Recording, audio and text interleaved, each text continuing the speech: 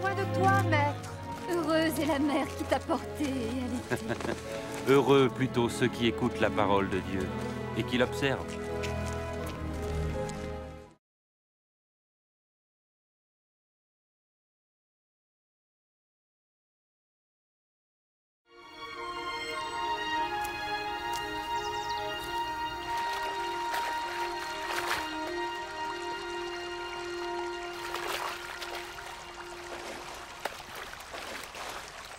Apprends-nous à prier, comme Jean l'a appris à ses disciples.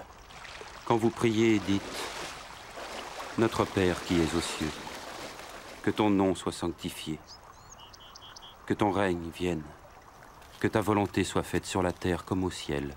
Donne-nous chaque jour notre pain quotidien. Pardonne-nous nos offenses, comme nous pardonnons aussi à ceux qui nous ont offensés. Protège-nous contre la tentation et délivre-nous du mal. »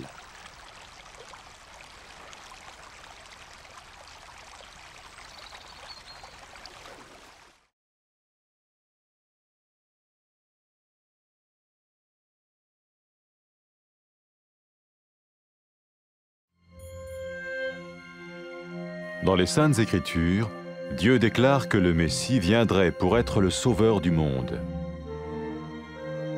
La vie de Jésus prouve qu'il est bien celui dont les prophètes avaient parlé.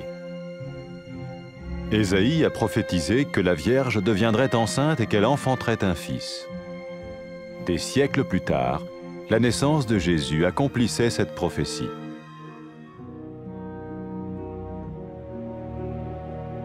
Les Saintes Écritures déclaraient que le saint à naître serait appelé le Fils de Dieu. Cela signifiait que Jésus serait le Fils de Dieu au sens spirituel et non au sens physique. Nous le voyons par sa manière de vivre. Il a guéri des malades, il a pardonné leurs péchés, les a ramenés à Dieu et leur a promis une place dans le royaume éternel de Dieu. Il s'est offert lui-même en sacrifice pour le péché à leur place. Puis il est revenu à la vie, victorieux sur la mort selon le plan de Dieu. Jésus a dit « Personne ne me prend la vie, mais je la donne de ma propre volonté. » La vie de Jésus n'a pas seulement accompli les écrits des prophètes, mais elle a aussi confirmé la vérité de la sainte parole de Dieu. Les prophètes avaient écrit « Ta parole, ô mon Dieu, est parfaite, elle dure à toujours. » Jésus lui-même a dit « Le ciel et la terre disparaîtront, tandis que mes paroles ne disparaîtront jamais. » Jésus est venu pour nous donner la vie dans toute sa plénitude. Et quand l'homme a désobéi à Dieu dans le jardin d'Éden, il a choisi sa propre voie et ses actions l'ont séparé du Créateur.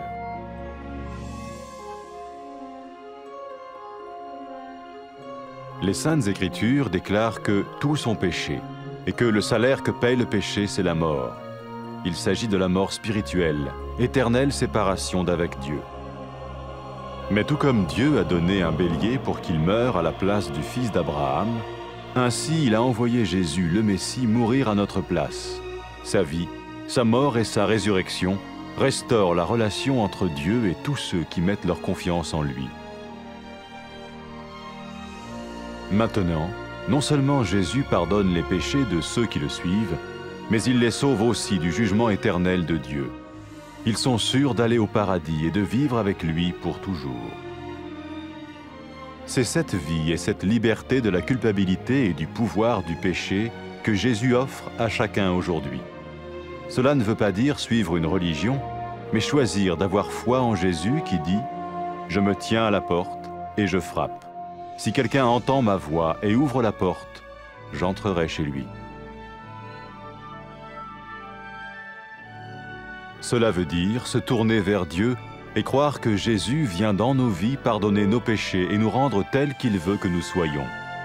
Il ne suffit pas d'approuver intellectuellement ce qu'il dit, ni de vivre une expérience émotionnelle. Nous le recevons par grâce, au moyen de la foi, par un acte de notre volonté. Lorsque quelqu'un est prêt à suivre Jésus le Messie, il peut lui parler par une simple prière. Peut-être êtes-vous prêt maintenant à ouvrir votre vie à Dieu. Si oui, vous pouvez vous joindre à la prière suivante, silencieusement. dans votre cœur. Seigneur Jésus, j'ai besoin de toi.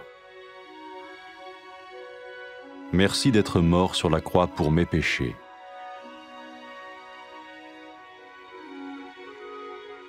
Je confesse mes péchés et je m'en repens.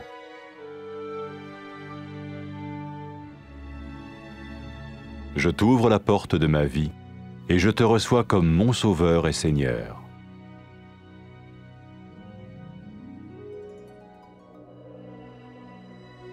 Merci de me pardonner mes péchés et de me donner la vie éternelle.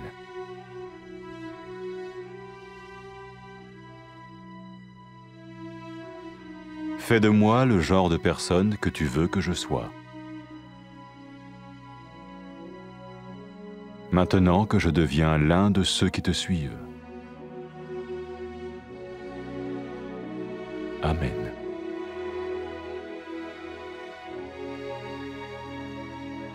Jésus a dit à propos de ses disciples, « Mes brebis écoutent ma voix, je les connais et elles me suivent. » Pour expérimenter la vie en abondance promise par Jésus, ceux qui le suivent parlent à Dieu chaque jour dans la prière et lisent ou écoutent sa parole.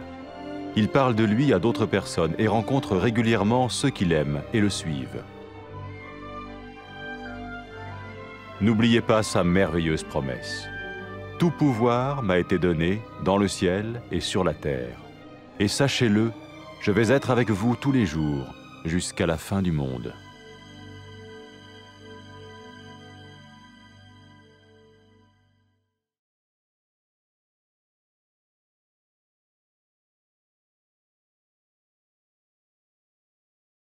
نحن محتاجين ليك يا بخت أمك الولدتك وربتك.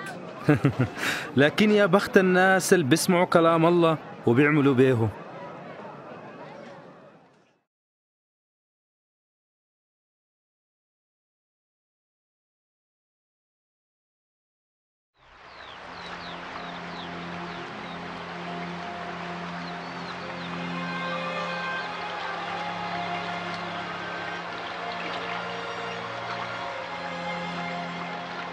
علمنا كيف نصلي زي ما يوحنا علم تلاميذه. لما تصلوا قولوا أبونا في السماء ليتقدس اسمك يجي ملكوتك زي ما في السماء كمان على الأرض. أدينا أكل كفاية كل يوم. سامحنا على خطايانا زي ما نحن بنسامح الناس اللي بيعملوا لينا بطال. ما تدخلنا في تجربة لكن خلصنا من الشر.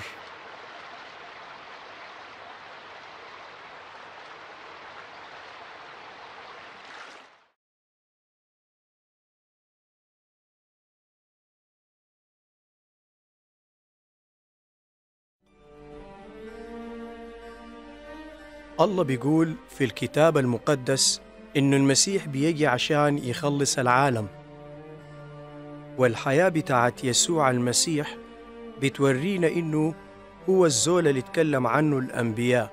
أشعياء اتنبأ وقال العذراء ماشية تحمل وتولد ابنا، وبعد سنين كثيرة تمت ولادة يسوع حسب النبوة. الكتاب المقدس قال كمان إنه القدوس المولود من العذراء اسمه حيكون ابن الله، وكده كان يسوع ابن الله بالمعنى الروحي ما المعنى الجسدي. ونحن شفنا الكلام ده واضح في الطريقة اللي عاش بيها يسوع في حياته على الأرض. شفى العيانين وغفر خطاياهم ورجعهم في علاقة مع الله ووعدهم بالحياة الأبدية، وقدم نفسه ضبيحة عن خطية البشر، وقام منتصر على الموت.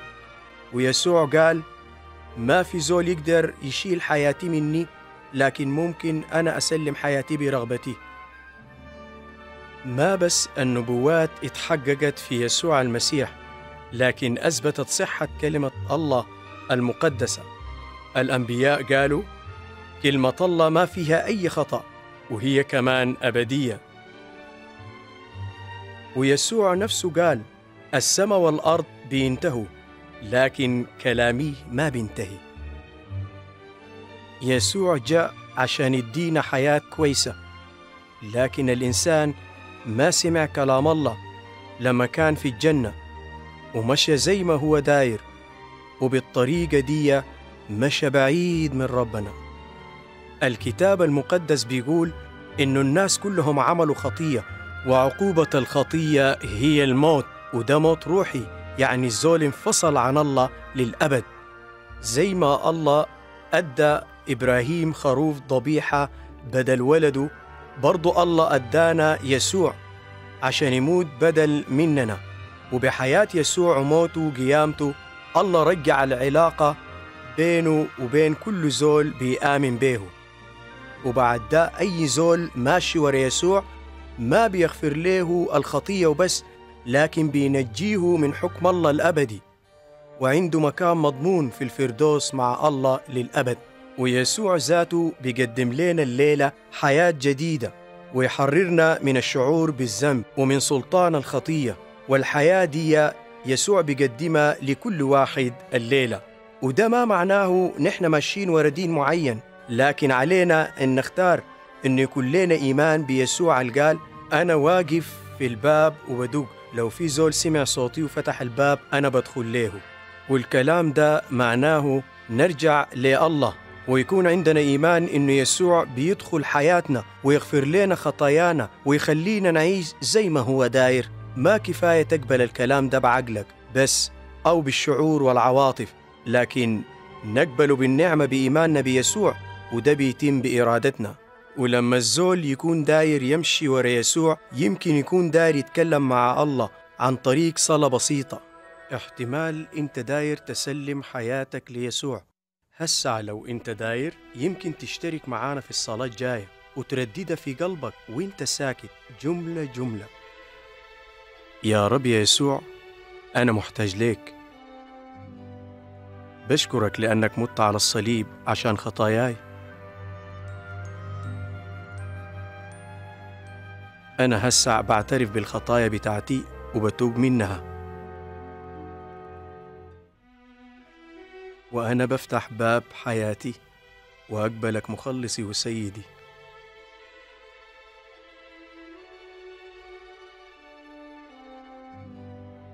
بشكرك عشان أنت غفرت خطاياي واديتني حياة أبدية.